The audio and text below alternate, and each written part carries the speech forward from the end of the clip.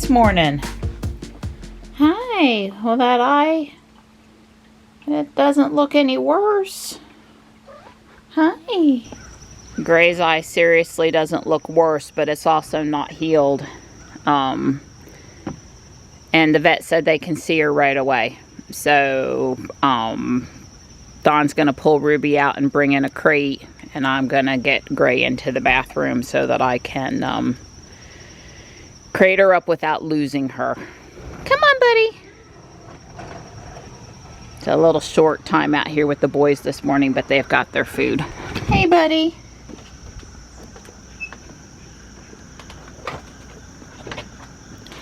Hello. I won't leave without giving you your food. There you go, bud. Good morning. Sorry to be in a rush today.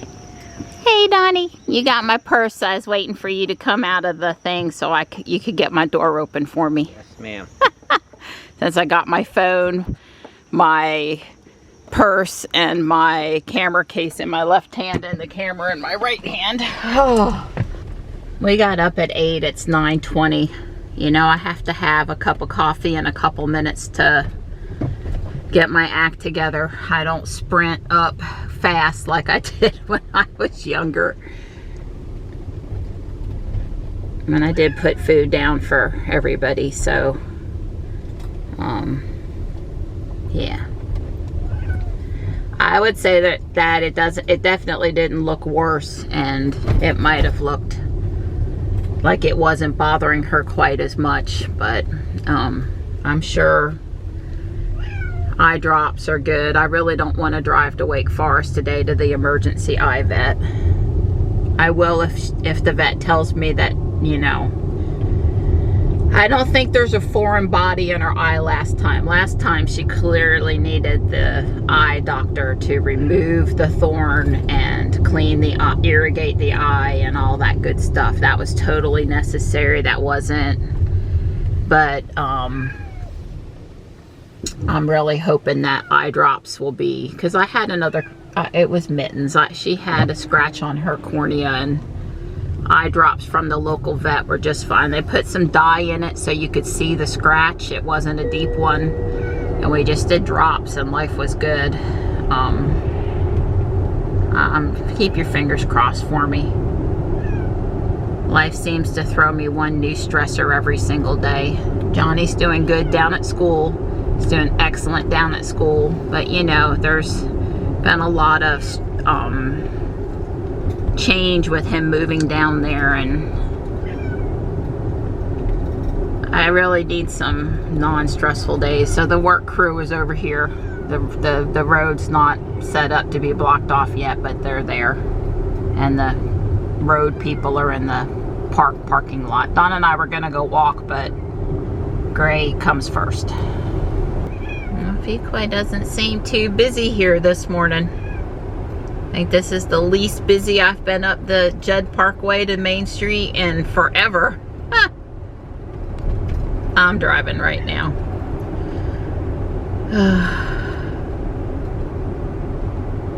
There was a post on the Fuquay Verena Facebook page. I don't know which one. You know, I'm subscribed to a member of several of them, and she said, we moved here from California and we just sort of couldn't acclimate, and we've moved back to California. They didn't say where in North Carolina they were, so I don't know that it was Fuquay. But it said one of the things was it was a Diva. That's what it was. It was a Diva, not a Fuquay post. Anyway, there's a Model X. They said there wasn't enough Teslas. They didn't feel at home back in California, and there's Teslas everywhere. They feel at home again. So I was just thinking that maybe they weren't in rural North Carolina. There's not going to be as many as are in Wake County here at Raleigh, or Mecklenburg County down at Charlotte. So I kind of get that, but there's more and more every day. Well, Dr. Liz said that Gray has an upper respiratory infection, that she's probably had it before in her life, and that's why, even though she's an inside cat and really doesn't have contact, there's another X, doesn't have contact with other cats except the other two in the house, that she would, you know, have it anyway. It's kind of like one of those reactivation things. And in her case, the one eye has a little bit of conjunctivitis in it. And I guess she didn't think it was bacterial. She thought it was viral because she did not send me home with any antibiotics. She gave me this gel, which I've had before, which is an immune boosting gel, to put on her food twice a day, which is easy. Cats typically tend to really like this gel stuff. And she says she's already kicking it on her own. It's already, and I agree that I thought the eye, although not 100% this morning, was better. But I didn't know she was having any symptoms of an upper respiratory infection. Like, I didn't see any snot in her nose, or she wasn't not eating, or anything of those other stuff. So anyway, doesn't sound terrifying in any way. It sounds like, you know, just a little bit of time and hopefully she'll eat this gel, and she probably, I guess, would have recovered on her own. But I feel, you know, my stress level is more contained. Now I can tell Johnny that she has a cold and her eye was watery, and I got her checked out and the vet said not to stress. So, you know, I mean, I've seen the kitties from time to time, like Stripe would have his third eyelid show a little bit and seem slightly lethargic, but then be fine. But no symptoms that made me rush him to the vet. It was really the eye thing that had me cranked up. And I did read about it. It said it's highly unlikely to be contagious to humans, but it's not a bad idea to wash up good if you've had contact with the tears or the, you know, contact with the kitty. Well, I'm allergic, so I usually wash my hands when I'm done petting, and I also have sort of trained myself not to touch my face, my eyes too much. But in the vet's office, I noticed my left eye has new floaters because it was bright light and white walls, and it was like, God, just get me out of here, because I'm seeing all these little spots everywhere, and it's very annoying. No bright lights, no flashes of light or anything. I have a history of floaters in the left eye, and I've made Dr. May examine that eye a bunch of extra times, and he always tells me it's fine, so I'm gonna go with that. It's not giving me any other issues, but I have new floaters, or a floater that's broken up into more pieces, one of the two. It's frustrating. No, it's always the left eye. The left eye has better vision than the right eye by a smidge, but it's always the left eye that has the floaters. Anyway, I'm feeling relieved. I think the word was that, and I am feeling relieved. And so, I'm headed back home now.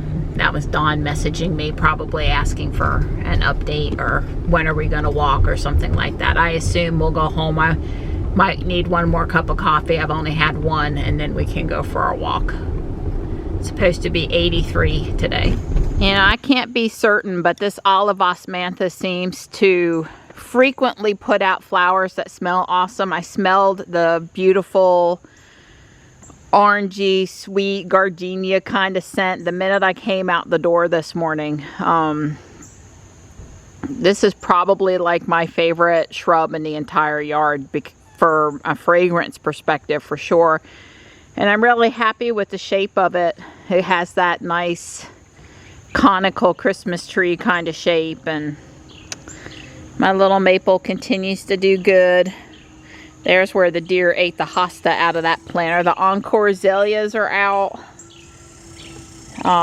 This guy here is that tea olive we bought, which is a slightly smaller prickly leaf to this thing, but should smell great too. And I was thinking about planting it over here, but I haven't decided for sure yet. But it'll need to go on the ground in the next few weeks. I'll be back in a bit, guys. Hey, Morris. Hey, Tux. You be good boy. I'm getting in the car. Don hung my trick-or-treat sign, my 50-cent sign. He sprayed it twice and used a little grabber sticky thing to put it up there on that permanent hook he has up there for the wreaths. Well, we are prepared to stop. The question is, are they out doing stuff?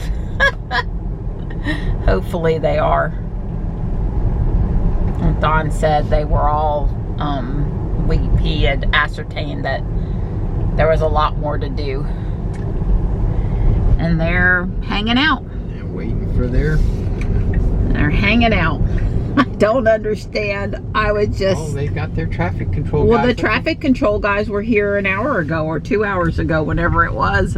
It's I got to get me a job in traffic. It's 11:20 now, so you know, I'm just gonna be quiet before I get myself in trouble. I'm sure they're waiting for a reason, right? They're waiting for a reason. We don't understand the reason, but there's got to be a reason. Right. Those bucket trucks and paying the guys and all that stuff is expensive, so there's got to be a reason. That's not a. There's serious money being wasted. That's right. All right, it has been cleared. Although, ask me if I'm satisfied on the right over here with how close it is to the grass mowing part still. Not really. We wouldn't want to go out of our way and get it well off the trail. I mean, come on, guys. You wouldn't want to deal with it. I call that a B. Oh, I just call that, like I always say, you ask people for a knife and they bring you a butter knife, even though you're sitting there having to cut through cowhide or something. Well, I care about the size of the trail being properly mowed. And leaving stuff in the way of the mower. The guys don't get off the mower and move it typically. Often they just mow around it, which means I end up having to move it. Well, the thing is, you're right. That's going to be there forever. Yep.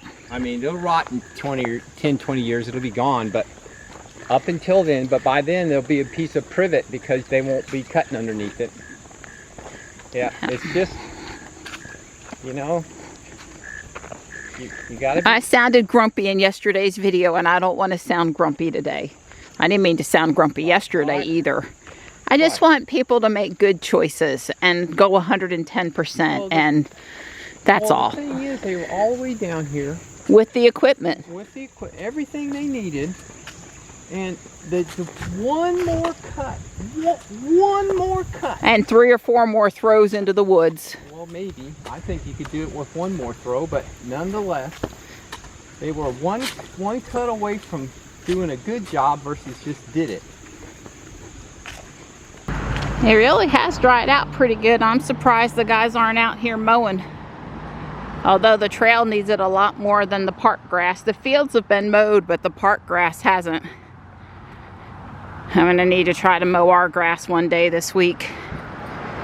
Maybe I can fit that in on Wednesday. It's a little more humid than we'd like out here. There's a little breeze, at least up here around the track. Maybe not so much up and down the trail when we were walking in. It's supposed to be 83, and like I said, it's humid.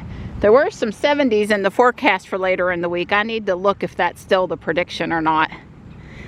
So it's time for me to admit, I'm admitting it, but I talked it over with Dawn that I did not take my last 2 antibiotic pills. So I took it for 6 days, but not 7.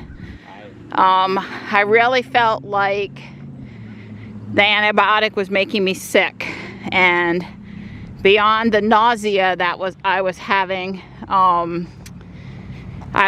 some tingling in my hands, more than just carpal tunnel, I think, or from working out in the yard, and twitching around my eye, which I've had before but sort of came back. And I had some odd sensations on my face, which I haven't had for a year or 2. And a general feeling of tired, malaise, just not good, and no respiratory stuff. So not a cold, not COVID, not flu or anything. And the infection had been totally gone off my leg for 3 days.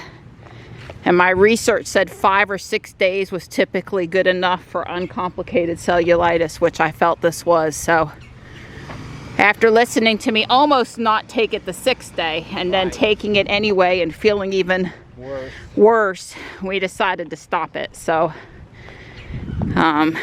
you know, it wasn't done on a whim, it was really thought out. But I am not feeling nauseous this morning, so that's good. And I feel not energetic, but not overtired, hard to move. So better. Moving in the right direction. Did you see that snake? Maybe in the next week, just don't tell me if you see one if I'm not near it. It was a really fast one. And he was little and not a copperhead. I was telling the vet this morning about my run-in with the yellow jacket. She says pour 7 dust in the hole at night when they're not active. But all the worker bees die as soon as we've had, I think what I say, 6 days of sub 45 degree temperatures. And the queen burrows, but then she leaves and goes someplace else the next spring. So, you know, I'm not sure it's really worth on going over there and risking getting bit. But if we knew exactly where the hole was, I would, 7 dust I'm comfortable enough with to put that down. One of those little red flags when you're getting stung and stick it in the hole. I know where they were. I know within 6 feet of where they are. Yeah, well, the problem is the hole is only about a I know. You need to be able to see them coming and going in the sunlight, and I couldn't see them the other day when we were in the vicinity. So anyway, I stand by. They're not going to be in that same spot next year, so probably not worth. I really wish they would blow the walkway. I am a little trigger shy after almost stepping on the copperhead. I admit it. Well, that little snake that right now wasn't that far away. It's only like a foot and a half. But it was closer to you. Yeah. I didn't almost step on it. Yeah, you didn't. But the trail being this dirty is not helpful to seeing the snakes, especially at a safe distance. Anyway, I was commiserating with the vet who has horses and obviously is the animal outdoorsy kind of a person. She's been my vet since 1993 when I moved to Willow Springs, so 30 years now. Me and her, we go way back.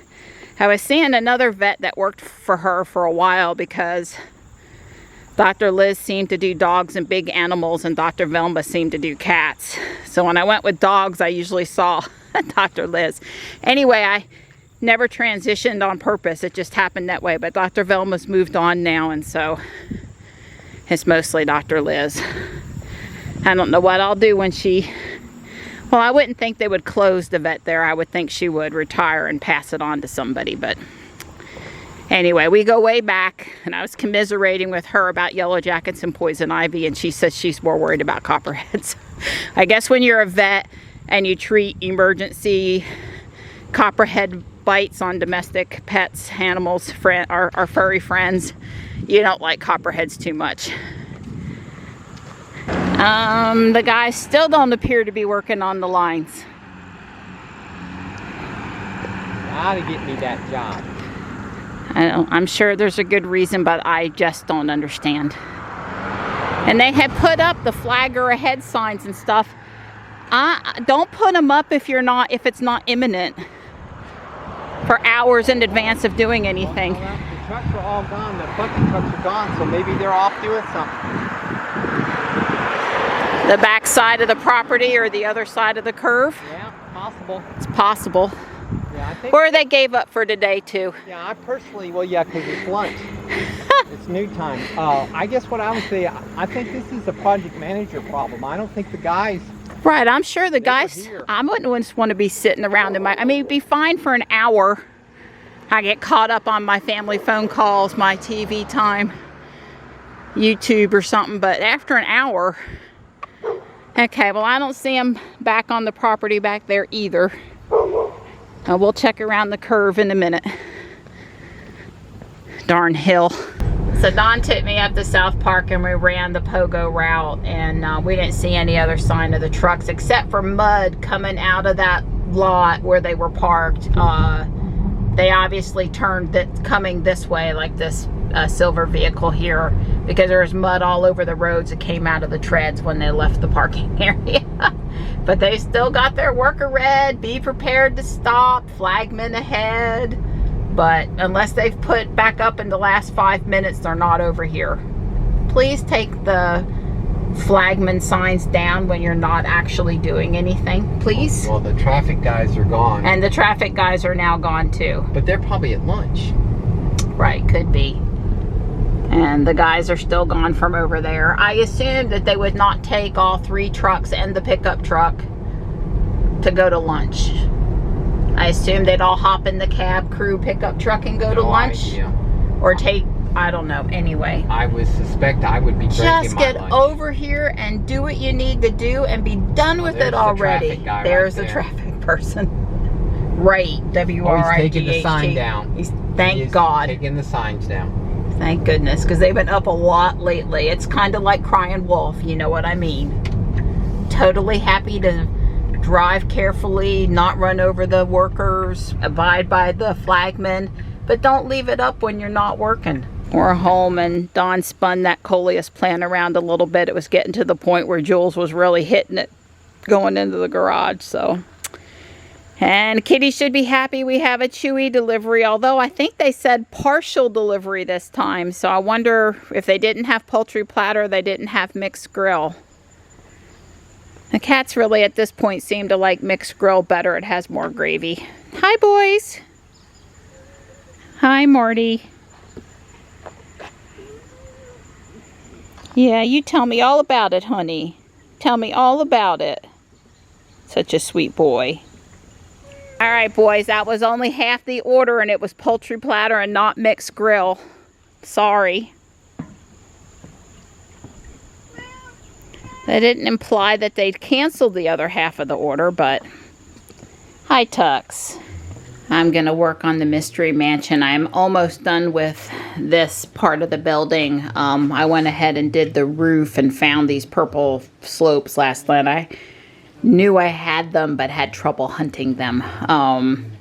So there's just a few more things to put on here, and then the clock tower, because this is the part that goes on the right, and the other part's the part that goes on the left. You can see the little attachment pins.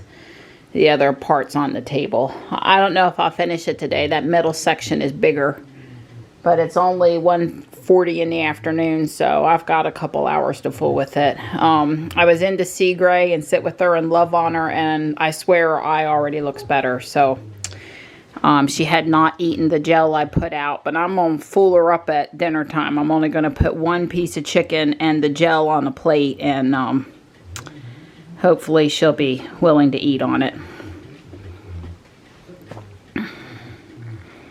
Hi, guys. Do I need to put some food down for you?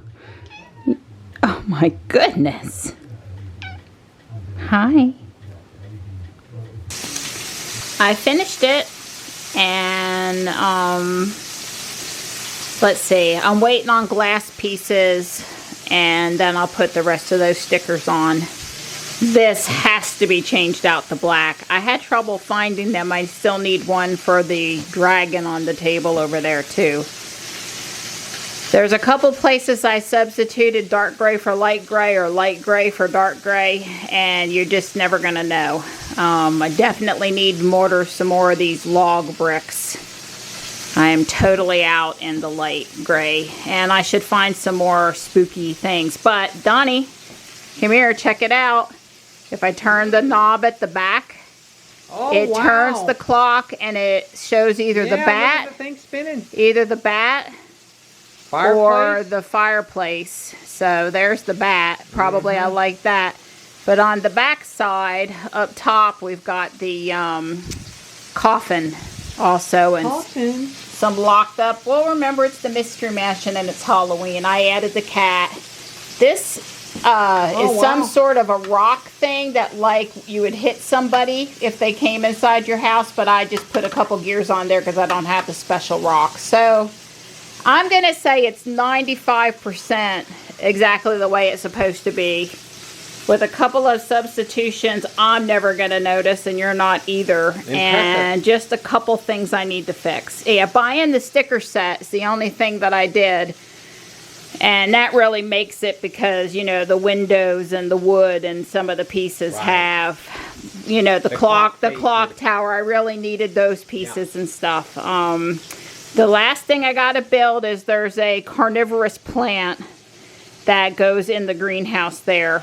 So I do need to build that. That's a small build.